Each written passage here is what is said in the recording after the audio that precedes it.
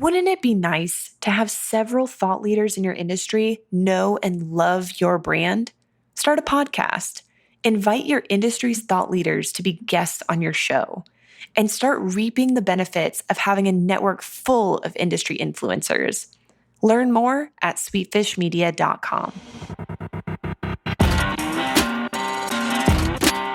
You're listening to B2B Growth, a daily podcast for B2B leaders. We've interviewed names you've probably heard before, like Gary Vaynerchuk and Simon Sinek, but you've probably never heard from the majority of our guests. That's because the bulk of our interviews aren't with professional speakers and authors.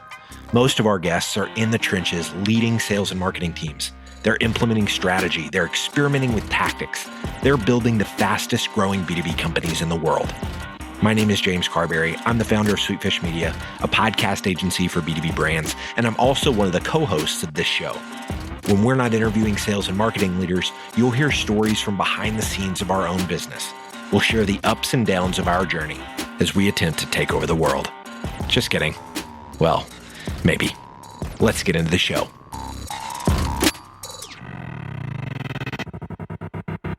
Welcome back to B2B Growth. I am your host for this episode, Nikki Ivy at Sweetfish Media. Today, I've got with me Eugene Khazin, who is principal at Prime TSR. And we're going to be talking about doing the unscalable and turning relationships into revenue in order to grow a business. So it's going to be really exciting. But first, how you doing today?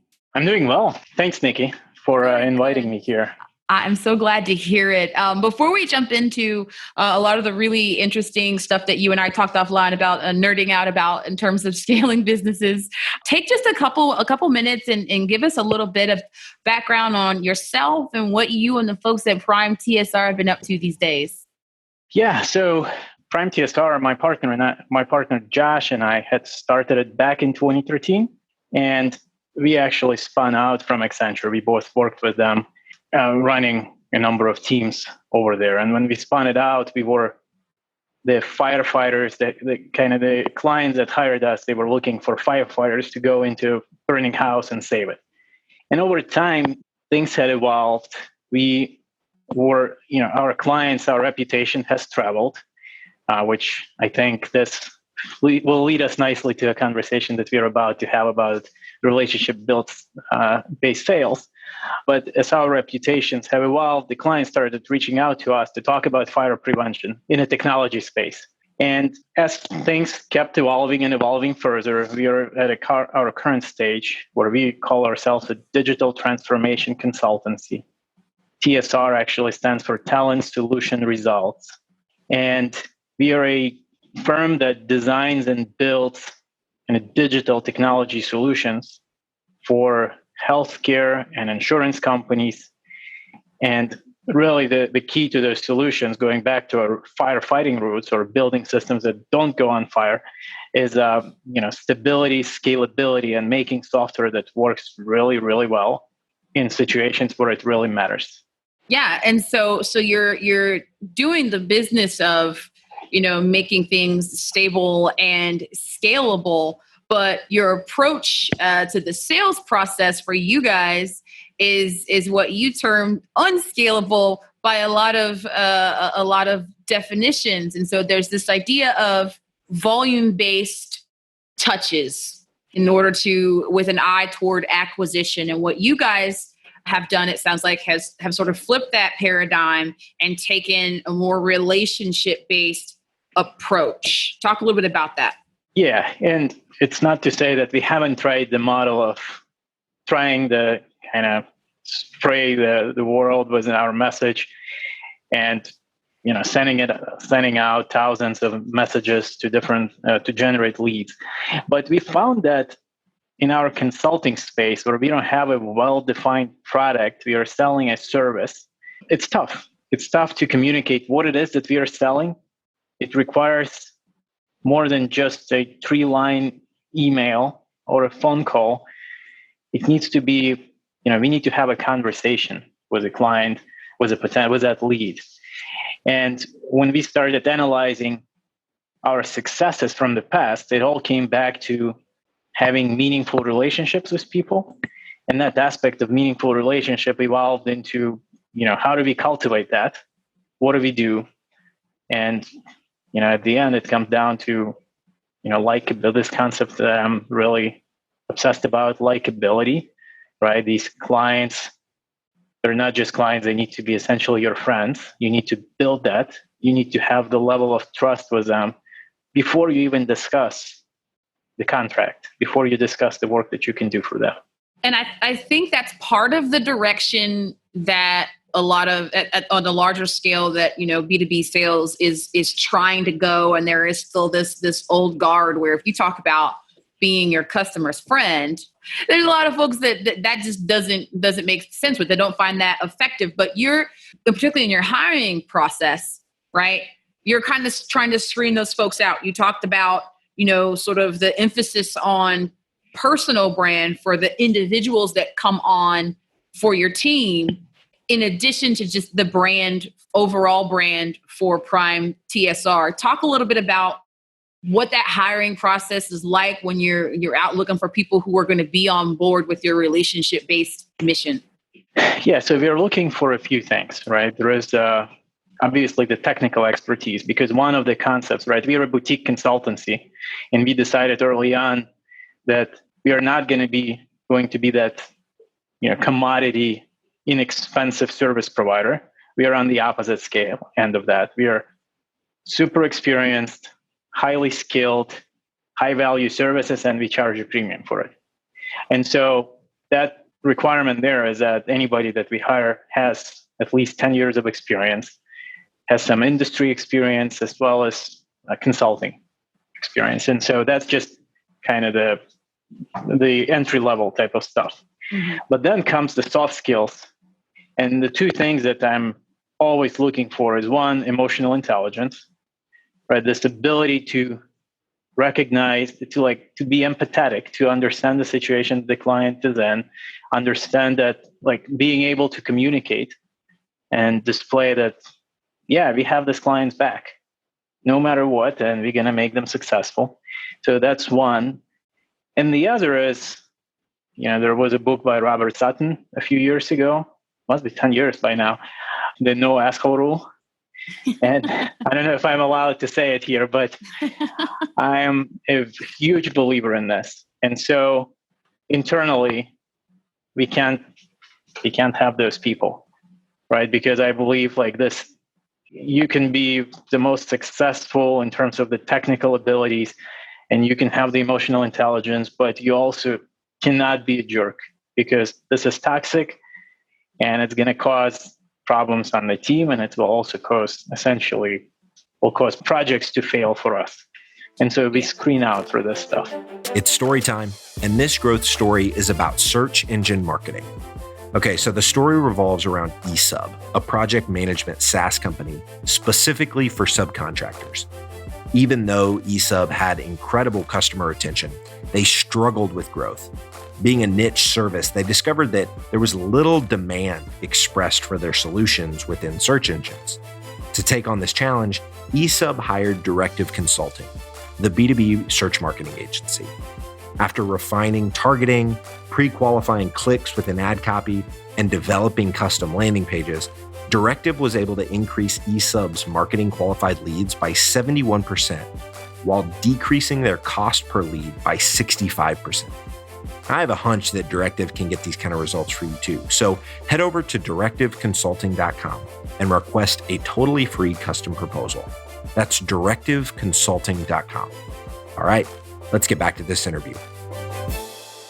I love it. Yeah, it's another thing that you and I talked about offline was, like you mentioned, the culture of likability, and really putting that at the center of how you guys do business, and having that at the forefront of how you approach interactions. And that's actually something I've seen Gary Vee talk about at length, right? This idea of you might have to hire your best performing employee if he's a jerk, right? And again, I think that's where a lot of the industry is going, but a lot of folks are still kind of slow moving to it, so that you guys have made it the cornerstone of your culture it's really interesting. But the thing is, it seems like you're not just doing it because it's the buzzy sort of wave. You're doing it because your experience, you told me, is that there is value in relationships, right?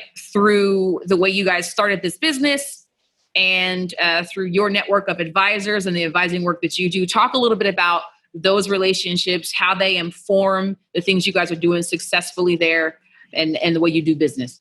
Yeah. So on my end and a lot of our senior folks, we all have advisors, people that we go to for ideas on how to approach certain situations, from very tactical to more strategic. And it serves us really well because it's bringing in different perspectives. And these people, these advisors, they come from different backgrounds. Some are consulting backgrounds, others are industry vertical specific experts. And generally, these are individuals in retirement age where they're having fun advising a young company and they have time to do that. And so it helps a ton. And it brings, again, the reason they do this is to them, it's interesting and hopefully we provide some value back to them. And to us, it's expanding the network. It's not just, hey, provide me a specific answer to my question. It's, having that, again, going back to the concept of meaningful relationship where they really want to help me. I want to help them. I care about things beyond just work. I know their kids' names and I know their grandkids' names and they know my son's name. So it's all very much related. And I personally make an effort to do that. I'm conscious about it. And it's this genuine interest in people is essentially what it all comes down to. Yeah, that's exactly what I'm getting from you is that there's a sincerity because again, folks have caught on. Folks in sales and in B2B, even, I was in car sales for a little while and even in that space, there are those companies that have caught on to the fact that this relationship aspect of things is something that can be leveraged, but that's exactly what they're doing. They're leveraging it, they're exploiting it, they're manipulating it to get this result, which is fine, I guess a little bit better for the consumer, but still isn't coming from the same spirit of, really understanding and valuing what relationships can do in the lives of business people, right? And so another instance of your experience was that, as you said, that you act as an advisor for a startup incubator at the University of Chicago. Talk a little bit about that. Yeah, and I started doing this a couple of years ago. The startup incubator is called the Polsky Center, and it's an incubator that brings in the grad students, undergrad, and also people from the neighborhoods that are interested in entrepreneurship and starting businesses. And my specialty, what I advise on is what I'm passionate about, B2B sales, specifically in the services, because that's what I do. I don't know much about selling products, so I'm not talking about that. But what I'm finding is that it's extremely beneficial to me when they're about these young entrepreneurs that are bouncing ideas off of me. I often get ideas myself on things to try. So it's a very much two-way type of conversation. It brings a lot of value and it gives me appreciation for when I'm in the shoes of I'm the one asking for advice. I kind of see how it works both ways.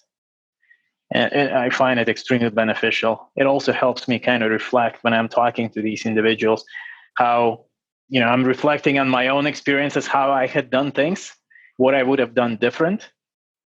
And one aspect I find is telling stories of how I failed is often a lot more powerful and helpful than the success stories. Because when you're succeeding, you somehow skip steps and it seems like you started off and then magically you're at the end. Yeah. But when you failed, you kind of reflect on it and you dig deeper and you figure out what didn't work.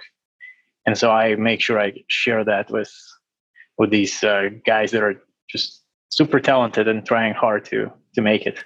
Certainly, that's super refreshing. And then, and again, then you're just sort of perpetuating this this truth that, relationships, yes, relationships are revenue. And that's what we're essentially talking about today, but their value again and impact in the lives of people, particularly business people. So I'm super glad we got to dig into that. One thing that we've recently started doing here at Sweetfish Media is everyone that we have on as a guest, we like to talk about, because we are endeavoring to be a learning hub where folks can come and just find a free resource on these various topics related to B2B. But we want to know what you're reading and what you're listening to. And so you let me know a couple of them before we got started. But go ahead and let our listeners know a couple of podcasts you're listening to, maybe blogs you're reading. Yeah, the number one podcast that I've been listening for a while now is Masters of Scale by Reid Hoffman. This one is like a Bible to me. Every time I listen to it when I'm driving, and every time I come out with new ideas and things to try. So when I get out of the car, I usually make sure to write something down. What's the most recent and most exciting thing you heard on that podcast? I'm interested. So actually, the most interesting one was, I was listening. It's not the recent one, but Reid Hoffman was being interviewed himself. He was talking about his experience, and he talked about a concept that he believes in of tours of duties. So essentially, when he hires people, and him personally, that they're going into a business to run a company, they're going in for a tour of duty, a limited amount of time, let's say 5 years. And when people come to work for him, he says, okay, I know that you're coming in for a certain amount of time, and you're coming in with a certain skill set. What skill set do you want to have on the way out? I know you're not going to retire with my company. So what can I do to kind of position you for that next role that you're trying to get when you leave? And I found this super interesting, and I actually started using it I just hired a new director of marketing for us, and I had that conversation. And what are you? And he was like, I haven't started yet, and you're already asking me what when do I want to quit, and what should my next role be? And I said, yeah, absolutely. Let's talk about it now. And here, this guy Greg that I interviewed, he appreciated it, and I'm going to keep using it. I love it. I'm glad you shared that with us. That's something that I think about a lot. I think it's a really healthy way to think about your time, especially in the startup world where it's not like folks are doing long tenures here. To think about it as sort of an enlistment. You go in a goofy 18-year-old and you come out somebody shaved and ready to vote. Something like that. But yeah, thank you so much, Eugene, for talking with us today. I learned a lot. I know our listeners are going to get a lot of value out of it. One last little note, how can folks connect with you? So they can easily find me on LinkedIn, or they can email me. It's ekhazin@primeTSR.com. Perfect. All right, man. Thank you so much. Thank you. We totally get it. We publish a ton of content on this podcast, and it can be a lot to keep up with.